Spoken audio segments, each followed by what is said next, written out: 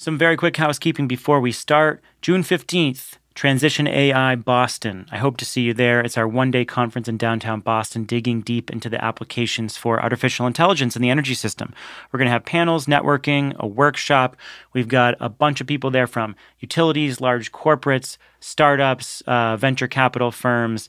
Definitely the place to be to learn about where this space is headed. And you, our listeners, get a 20% discount. So if you follow the link in the show notes, you can use PSPods20 when you buy your ticket.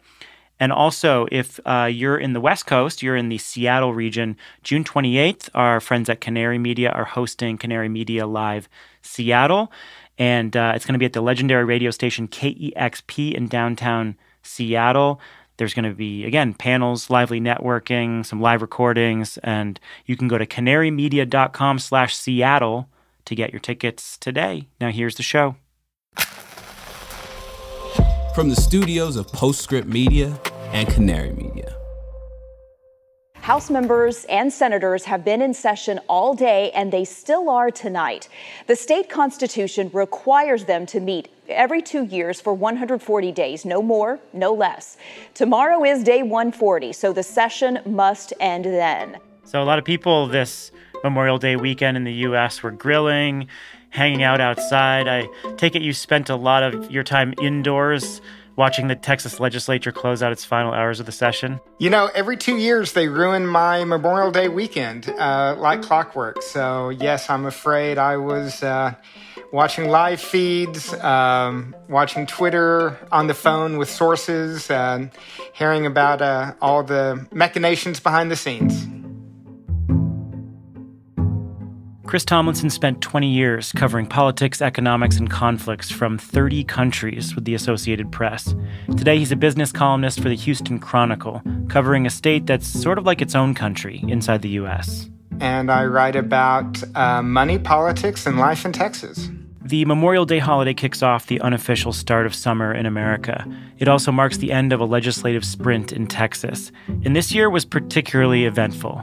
Obviously, the strangest was the unprecedented impeachment of our Attorney General, Ken Paxton. A majority of Texas House Republicans voted to impeach one of their own Saturday. The resolution is adopted. Acting to oust the state's Attorney General, Ken Paxton. He put the interest of himself above the laws of the state of Texas. And within 48 hours, they had impeached him and sent articles of impeachment to the Senate for a trial. That was last Saturday. And that all happened in the middle of this push to pass bills on border security, property taxes, school choice, and culture war issues like restricting drag shows, limiting transgender care, and eliminating diversity initiatives at state schools. Then on Sunday, a bunch of stuff that we thought was dead, bills concerning energy in particular and business in general, were resurrected when the members of the legislature suspended the Constitution to get some last-minute measures passed. Some Texas senators unveiled plans today to shift the focus away from wind and solar and toward resources like natural gas, all part of 9 bills Texas lawmakers announced aimed at shoring up the state's power grid. So lots of drama, lots of late nights. Texas is a state where Republicans dominate every part of government. The governor's office, Secretary of State, Attorney General, both legislative chambers. It's been that way for 2 decades. It also happens to be a state with the most wind and utility-scale solar development in the country. And over their 20 years of dominance, Republicans in the state have mostly supported renewables, often in a very warm way. But lately, they've turned. Well, renewable energy has 2 problems. In the minds of many Texas Republicans, it's part of the woke agenda, and that it's a plot to destroy the oil and gas industry in Texas. And the other problem is kind of counterintuitive. Republicans were very successful at attracting wind and solar to their state, so successful, the growth took them by surprise, and definitely raised alarm among their main donors. They have taken a huge chunk of the market away from coal, and they're cutting into natural gas's market share for providing electricity to the state. And there are oil and gas guys who really don't want to give up anything else. In a very short period of time, America's fastest-growing renewables state became the most hostile. One of the proposals was to mandate that 50% of Texas energy must come from fossil fuels. That measure didn't pass, but it kind of set the tone for what followed. So what happened? This is The Carbon Copy. I'm Stephen Lacey. This week, the history and political fads that are driving the Texas renewables backlash. We'll talk with the Houston Chronicle's Chris Tomlinson about how much it could unravel the market.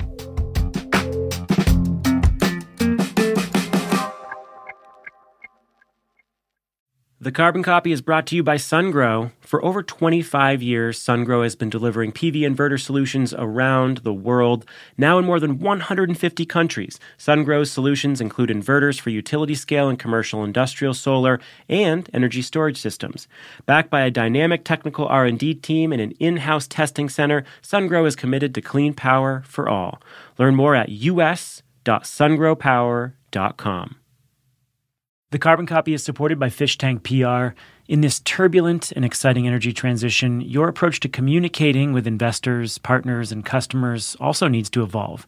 Whether you need to position yourself as a thought leader in between project announcements or translate complex ideas and technologies into tangible, compelling content, Fish Tank can help. To learn more about Fish Tank's approach, visit Fish Tank PR. That's FISCH Tank PR. And if you're looking for your next role in PR or media relations, check out Fish Tank's open job listings on their careers page.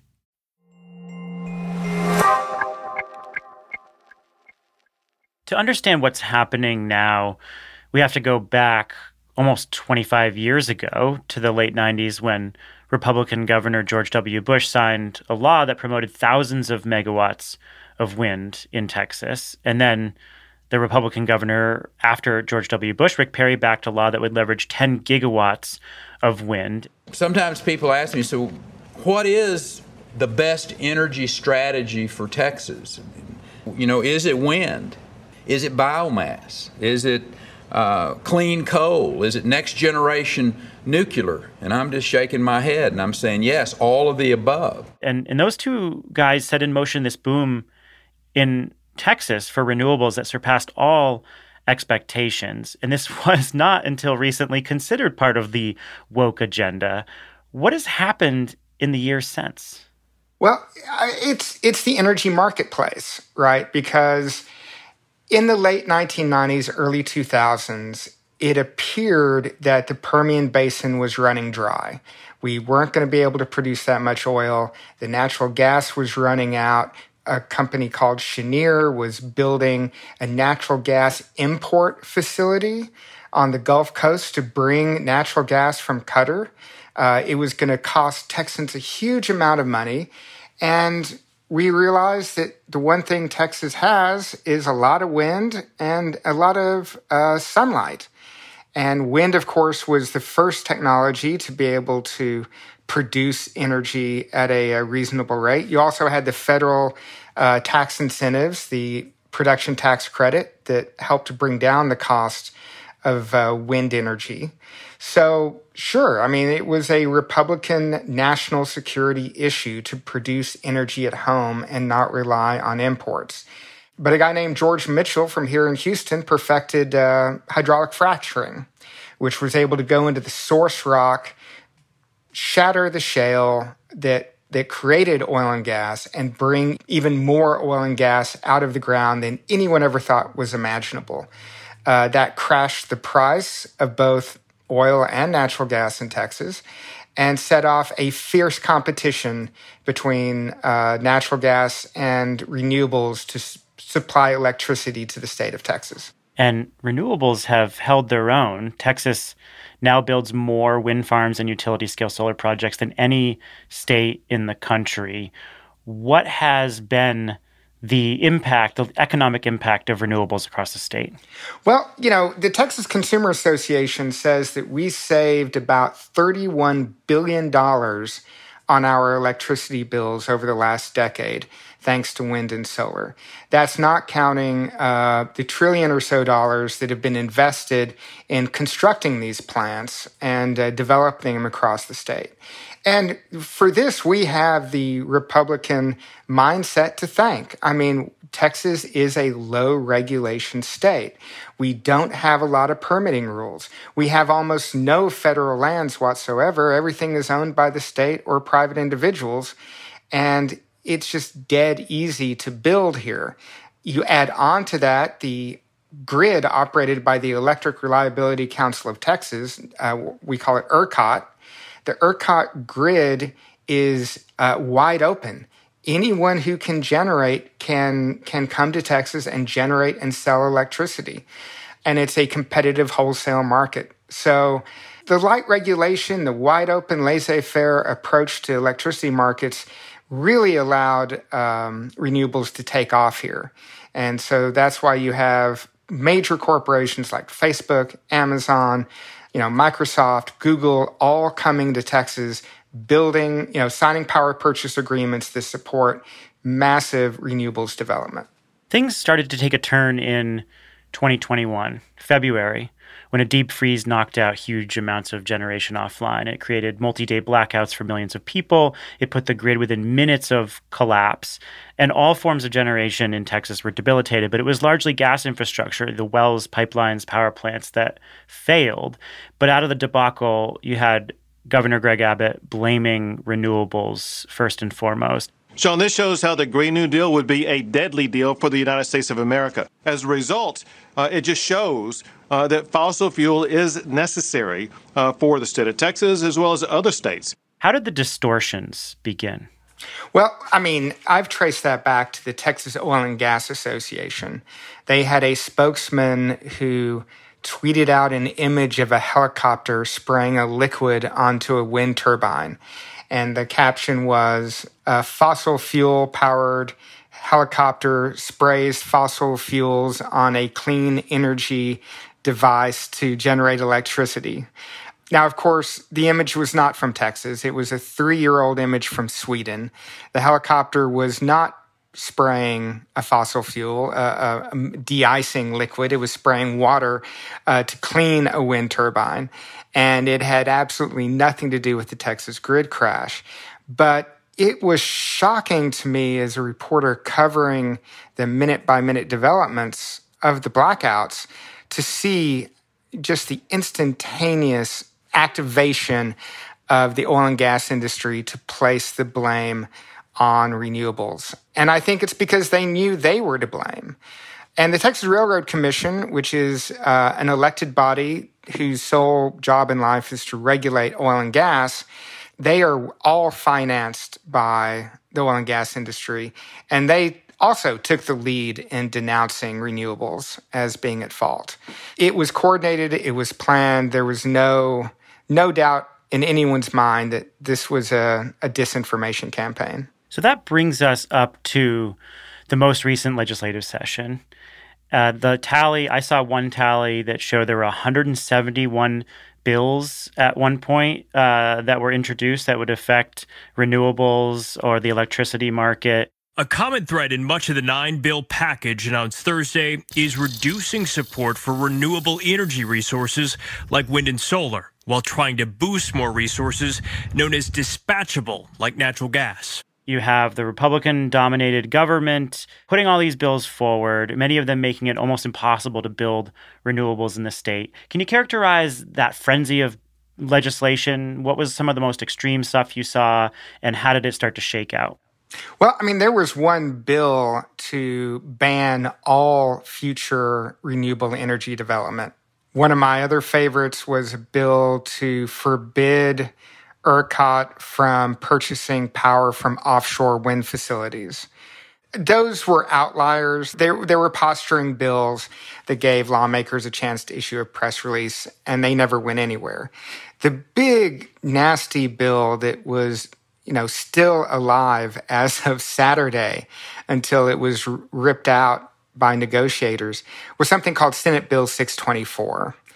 And it creates a list of places where if a wind farm is within 10 miles or a solar facility is within 5 miles of one of these places, and it's every historic site, every river, every state forest, every state park. I mean, essentially, when you get done with the list, it covers the entire state.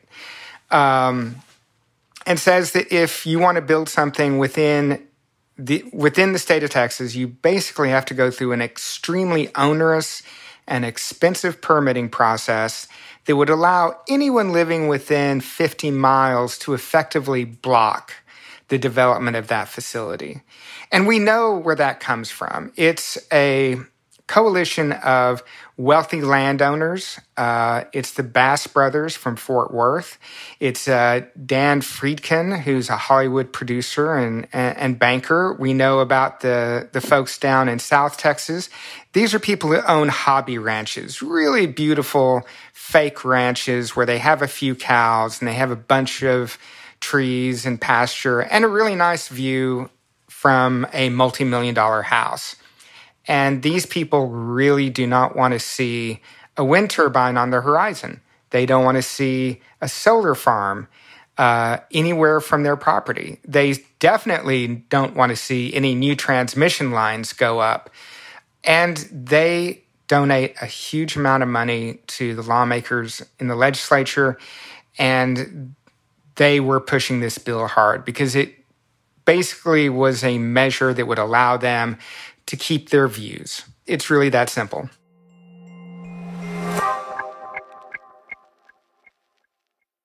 Support for the Carbon Copy comes from SunGrow. For over a quarter century, SunGrow has been providing reliable and cost-effective solutions for the solar industry. SunGrow inverters provide efficient and reliable power generation to maximize your return. With SunGrow's expansive product line, you can trust that your system will perform at its best day in, day out. Not only has Bloomberg New Energy Finance rated them as the world's most bankable inverter, but 40% of SunGrow's employees are dedicated to R&D, ensuring that products are always at the forefront of the industry. SunGrow has over 340 gigawatts installed globally across 150 countries. From utility-scale and C&I solutions to energy storage, SunGrow is committed to providing clean power for all. Learn more at us.sungrowpower.com. The Carbon Copy is supported by Fish Tank PR, a media relations, strategic messaging, thought leadership, and social media agency dedicated to elevating the work of early-stage and established companies that are solving some of the world's most pressing climate and energy challenges. Clean tech is noisier and more competitive than ever, and despite the opportunities that the Inflation Reduction Act brings, complexities and roadblocks abound. The Fish Tank team has been in the industry for a decade and takes a comprehensive and creative approach to communications no matter the market's ups and downs. To learn more about Fish Tank's approach to clean tech and the services they offer, visit fishtankpr.com. That's fish, F-I-S-C-H, tank PR, or go to the link in the show notes. And if you're looking for your next role, check out Fish Tank's job openings on their careers page.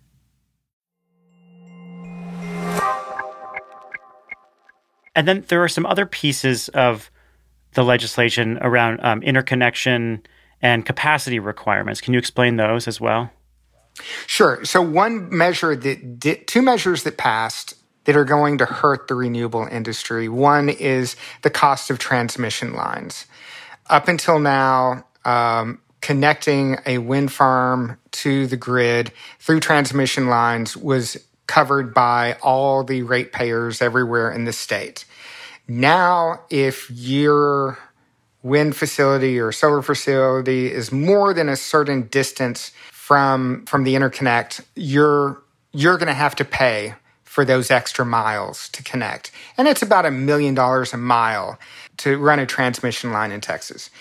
That's going to put significant cost on new facilities because, frankly, all the places convenient to interconnection, they're already taken.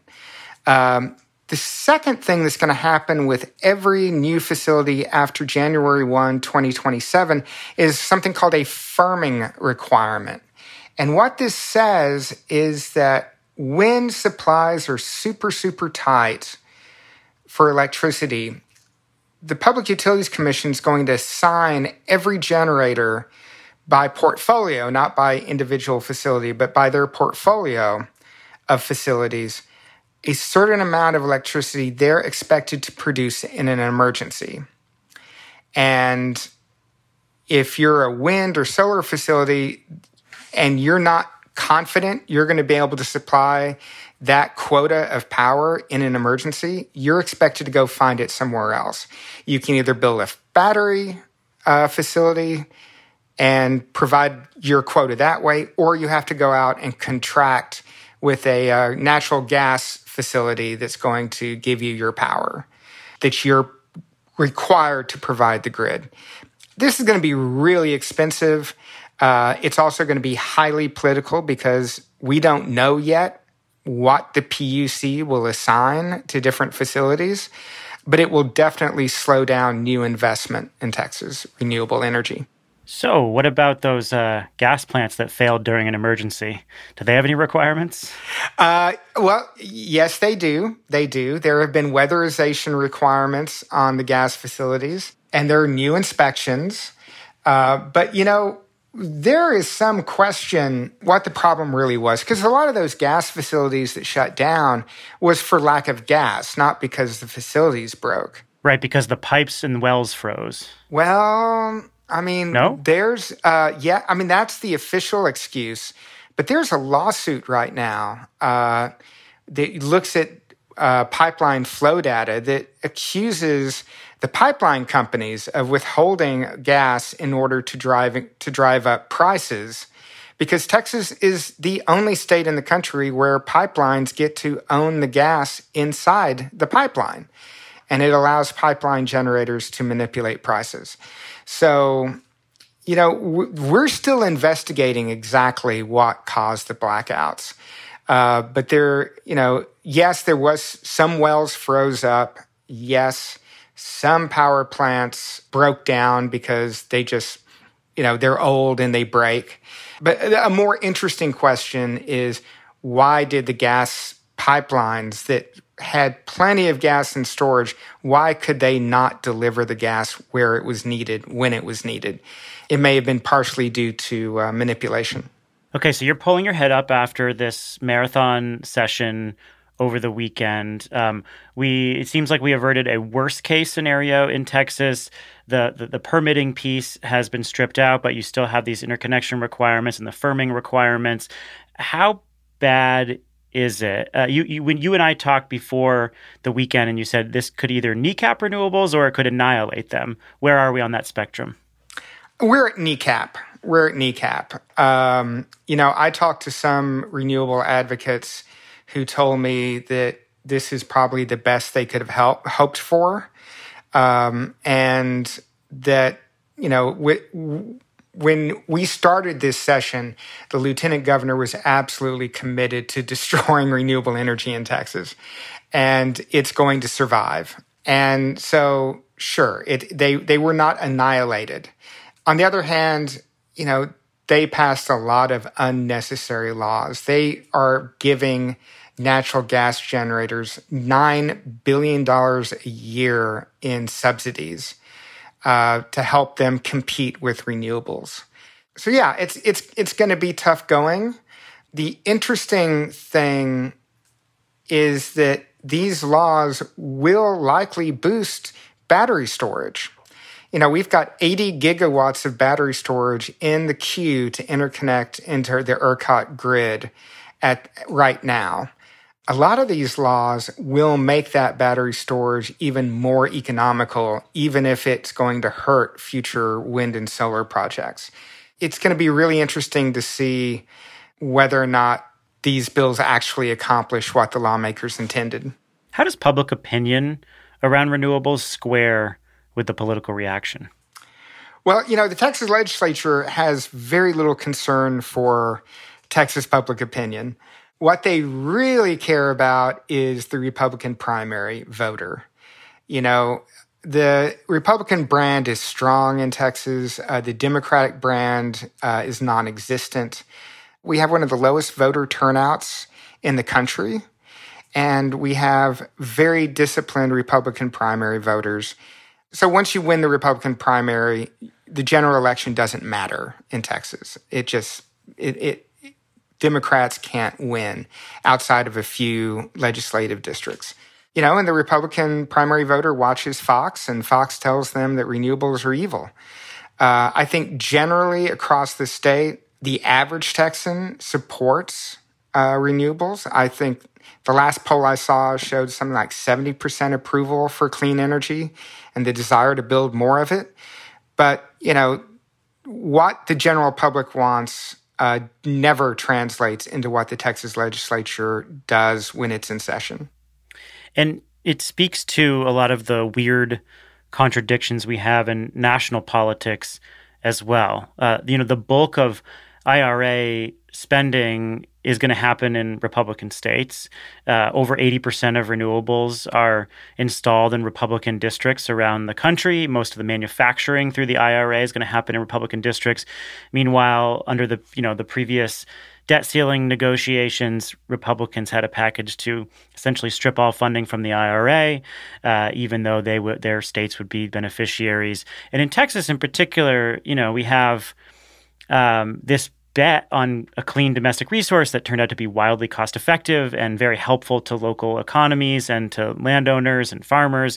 But this combination of anti-green national narratives and the oil and gas industry and wealthy landowners are now threatening it. What do you think this extreme reaction in Texas says about the forces against clean energy nationally? Politicians follow fad and fashion like any of the rest of us, and the fad and fashion right now has been to bash clean energy and blame it for all the problems with the grid and to create panic. And the winter storm Uri was an opportunity to sow fear, because at the end of the day, Republican politics really are about fear. I don't think there's anything fundamental about conservatism that opposes clean energy. I think it's a fad because you're right. If you go out to West Texas, where farmers and ranchers have these facilities on their land, they are as excited about that mailbox money as they were about the oil and gas mailbox money. These people have been leasing their land for energy purposes for 100 years. This is part of the culture out there. And eventually, as it grows larger and more important, and as a older generation of oil and gas donor dies off, it's going to shift. We also have the small issue of all the top drilling locations are beginning to be used up. We are running out of proven reserves in what we call Tier 1 assets. So the cheapest, easiest oil and gas to obtain has been drilled. That gas, oil and gas is coming out of the ground. All the new fields are going to be more expensive, more difficult. The price of labor is going up. The price of supplies are going up. So as we see natural gas prices rise, as they inevitably will over the next 5 to 10 years, we'll also see renewables become more popular as conservative politicians try to save consumers money. Chris Tomlinson, thank you so much. You're welcome. Thanks for having me. And that's the show. The Carbon Copy is a co-production of Postscript Media and Canary Media. The episode was produced by me with support from Dalvin Abuaje. Sean Marquand's our engineer. Original music came from Echo Finch and Blue Dot Sessions. Postscript Media is supported by Prelude Ventures.